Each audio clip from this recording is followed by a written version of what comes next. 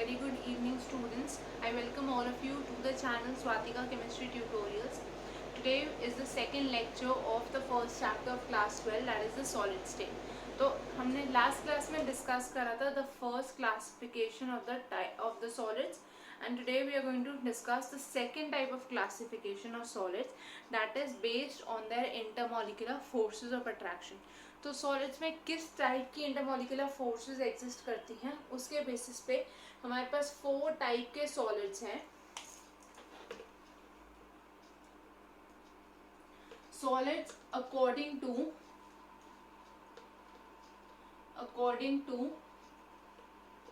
Types of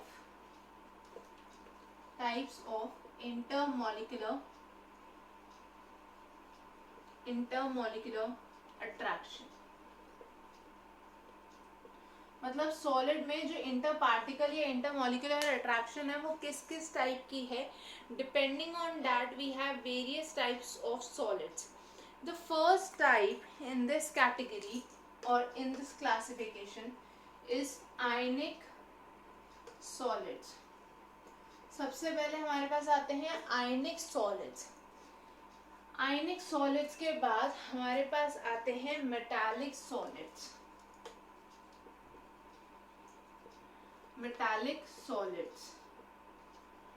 third category हमारे पास है covalent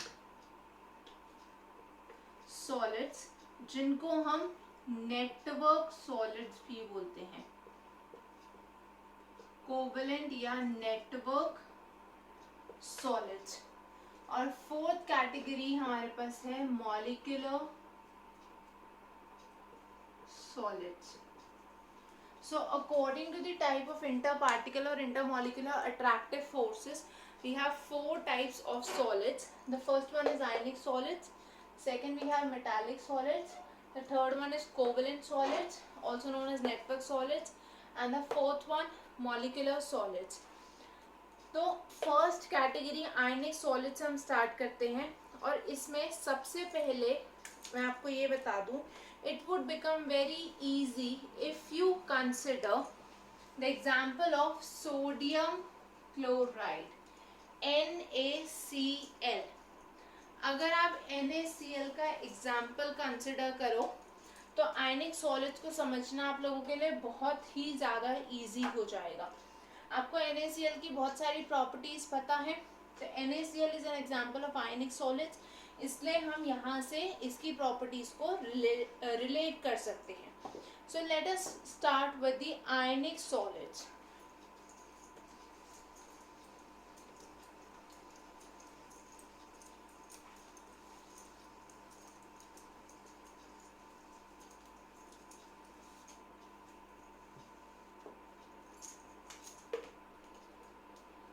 Ionic solids. So children, as the name suggests, ionic solids would be constituting ions. So यहाँ पे जो constituent particles हैं, the constituent particles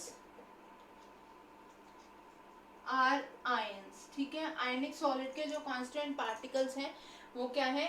ions. अब ये जो ions है they will be both positive as well as negative. दोनों type के ions इन आयनिक सॉलिड्स में प्रेजेंट होंगे और ये एक रेगुलर अरेंजमेंट फॉर्म करेंगे. रेगुलर अरेंजमेंट का मतलब है ये दोनों टाइप के जो आयंस हैं ये एक प्रॉपर ज्योमेट्री फॉर्म करेंगे. So we can say there is a regular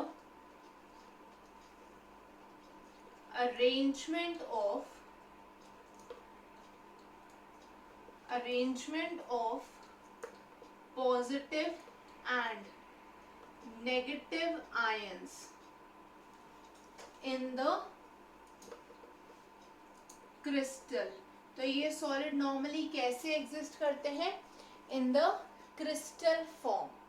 अब चिल्ड्रन जो ये अरेंजमेंट होगा, क्योंकि ये पॉजिटिव और नेगेटिव आयंस के बीच में है, मतलब ऑपोजिटली चार्ज आयंस के बीच में है, so that makes it clear that what type of attraction or what type of force will exist Between these opposite ions there will be electrostatic forces, also known as Coulombic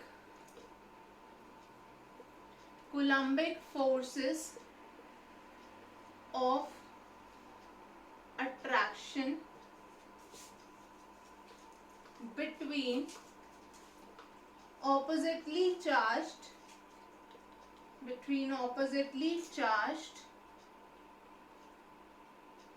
ions. तो ये जो oppositely charged ions हैं इनके बीच में electrostatic या Coulombic forces exist करेंगी which will keep them together. Now children, as you know, these forces are extremely strong. ठीक है, जो कूलम्बिक या इलेक्ट्रोस्टैटिक फोर्सेस होती हैं ये बहुत ही ज़्यादा स्ट्रॉन्ग होती हैं. For this reason the ionic solids are very hard. ठीक है, आयनिक सॉलिड्स हार्ड होते हैं. Also they are brittle. Hard होते हैं इसलिए वो इजीली पीसेस में ब्रेक हो जाएंगे when they are made to fall on from a height, या जब आप उन पे हैमर से स्ट्राइक करोगे तो वो इजीली पीसेस में ब्रेक हो जाएंगे. ओके, नेक्स्ट अगर मैं सोडियम क्लोराइड के मेल्टिंग पॉइंट की बात करूं, आपको पता है जब हमारे पास एक एक्वस सॉल्यूशन होता है सॉल्ट का, उसको अगर हम इवेपोरेट करते हैं तो उसमें जो वाटर है वो तो रिमूव हो जाता है, but the salt remains as it is. Salt पे कोई फर्क नहीं पड़ता, मतलब ना वो मेल्ट हो रहा है ना वो रिमूव हो रहा है. That is why we can say that they have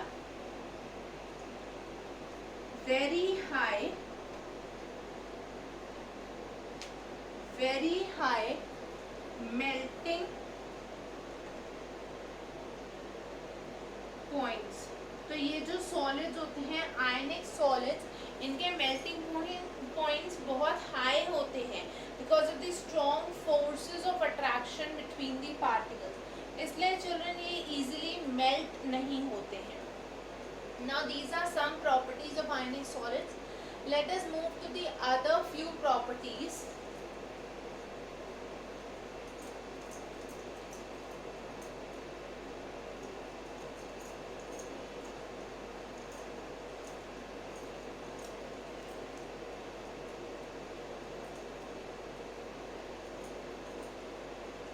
Children, when I am talking of the ionic solids, जैसे कि हमने बोला the ions are bound together due to strong attractive forces between them, which are the electrostatic forces. तो उसकी वजह से the movement of these ions is restricted, making these compounds or these solids good insulators, or we can say poor conductors. So the movement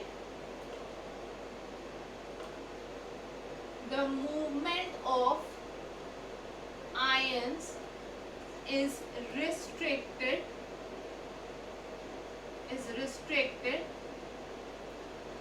due to this they act as insulators. ठीक है, ये electricity conduct नहीं करेंगे. They will be insulators in the solid state. ठीक है, solid state में ये insulators की तरह act करेंगे क्योंकि ये इलेक्ट्रिसिटी कंडक्शन नहीं करेंगे बिकॉज आयंस मूव नहीं कर सकते. और आपको पता है फ्री आयंस या फ्री इलेक्ट्रॉन्स नहीं होंगे तो इलेक्ट्रिसिटी कंडक्शन नहीं होगा. बट चिल्ड्रन, अगर मैं इन सॉलिड्स को वाटर में डिसॉल्व करूँ या इनको मेल्ट करूँ, that means in the molten और in the aqueous form, these act as conductors of electricity. ये इलेक्ट्रिसिटी को कंडक्ट करेंगे when they are in the molten और aqueous states. Okay, so they act as conductors. They act as conductors in molten or aqueous states as ions become free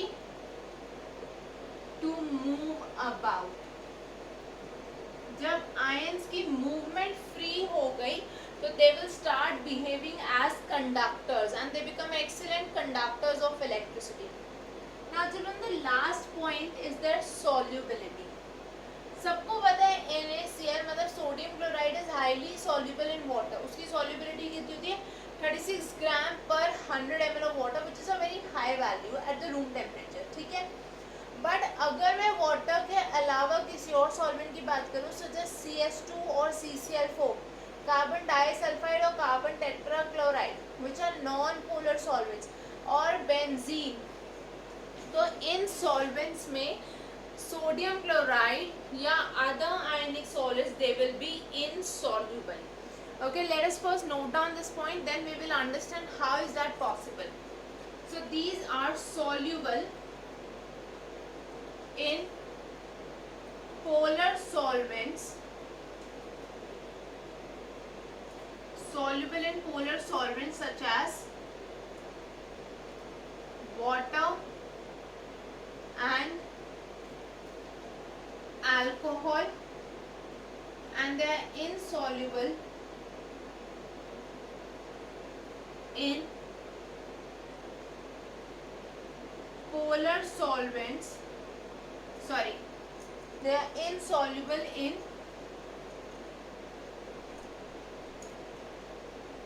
non-polar solvents such as benzene, okay, CS2, CCl4. तो ये soluble होंगे polar solvents में जैसे कि water, ethanol etcetera, और ये insoluble होंगे non polar solvents such as benzene और CS2 और CCl4 में. चिल्ड्रन, हम देखते हैं why are they soluble and insoluble in respective solvents.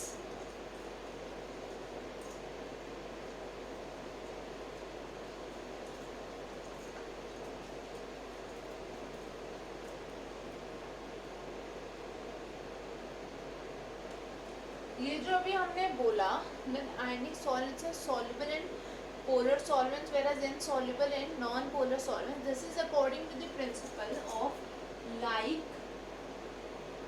dissolves like. Okay, like dissolves like के principle के according हमने बोला कि आयनिक compounds polar solvents में soluble होंगे और non-polar solvents में insoluble होंगे. Now children, what does this principle mean? Basically, when I have a polar compound, it means a polar compound और ionic compound. polar मतलब जिसमें दो poles create हो जाएंगे, right? और ionic मतलब जिसमें दो ions हैं. So they are soluble in polar solvents, whereas non-polar compounds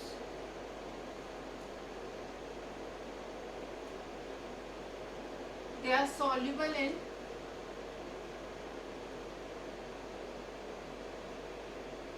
non-polar solvents. Okay, this is due to the similar type of forces existing between them. ठीक है. अब इसको हम समझते हैं कि पोलर कंपाउंड के केस में या आयनिक कंपाउंड के केस में एग्जैक्टली होता क्या है. Children, the phenomena of hydration or solvation is responsible for it. Solvation is for general term for any solvent, और hydration when the solvent is specifically water. ठीक है. जब भी हम वाटर की बात कर रहे हैं तो हम हाइड्रेशन टर्म यूज कर रहे हैं और generally we are using the term solvation. Basically होगा क्या, हमारे पास NaCl है जिसमें Na+ और Cl- आयंस हैं. Water is a molecule with a dipole. ठीक है. वाटर में एक पॉजिटिव एंड है, एक नेगेटिव एंड है. अब क्या होगा, sodium chloride that is Na+ ion would get surrounded by the water molecules in such a manner, ये इस तरह से इसको सराउंड करेंगे कि opposite charges are present towards Na+. मतलब यहाँ पे सारे माइनस आ जाएंगे सोडियम की तरफ, यानी कि हाइड्रोक्सी एंड्स, और जो पॉजिटिव या हाइड्रोजन वाले एंड्स हैं वो सारे ऑपोजिट साइड्स पे अलाइन हो जाएंगे। सिमिलरली जो क्लोराइड आयन है, यहाँ पे इसके तरफ ऑपोजिट डायरेक्शन में अलाइनमेंट होगी। All the water molecules will align themselves towards or around the chloride ion in a manner कि chloride की तरफ always the positive charge resides और away from it the negative part is present. That means H plus OH minus, ये जो dipole है ये इस तरह से Na plus और Cl minus आयंस के अराउंड प्रेजेंट होगा, मतलब इनको सराउंड कर जाएगा, जिससे कि सोडियम और क्लोरीन के बीच का बॉन्ड ब्रेक हो जाएगा and ultimately the sodium chloride becomes soluble. So this is known as solvation or hydration. Now children, ये तभी होगा अगर इस प्रोसेस में इतनी एनर्जी रिलीज हो कि बॉन्ड्स जो है सोडियम और क्लोराइड के बीच में वो ब्रेक हो सके. That means this is possible when the lattice enthalpy, आप लोगों ने पढ़ा हुआ है लैटिस एंथैल्पी क्या होता है, you have all studied this entire concept. Okay, so the lattice enthalpy is less than hydration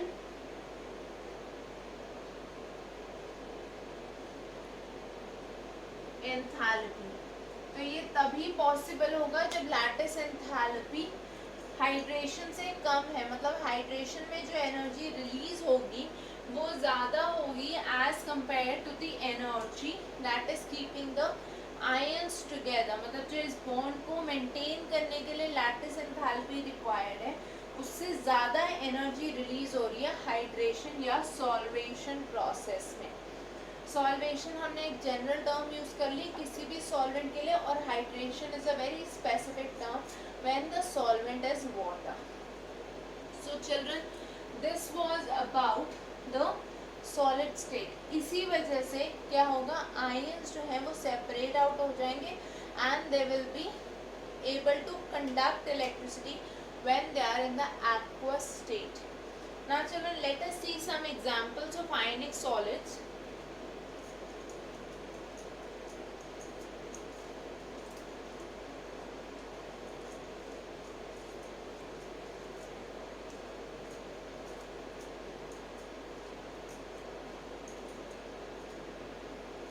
Certain examples of ionic solids include lithium chloride. Lithium chloride is majorly covalent, ठीक है, because of less electronegativity difference between Li and Cl. ये आपने class 11th में S block elements में पढ़ा हुआ है, right?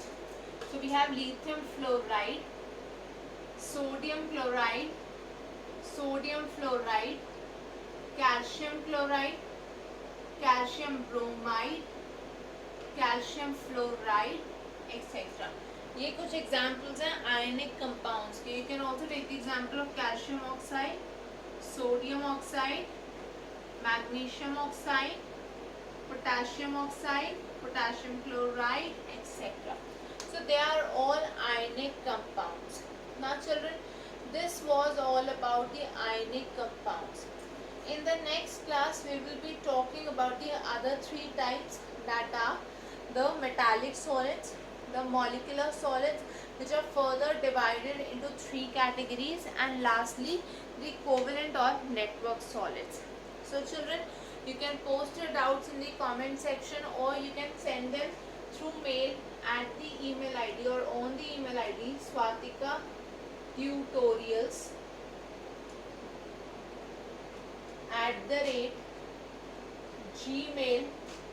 @gmail.com. So you can send your queries or doubts on this email ID, or you can post them in the comment section. So that is all for today children. See you all in the next class. Thank you everyone. Bye bye. Take care. Have a great day ahead. Thank you.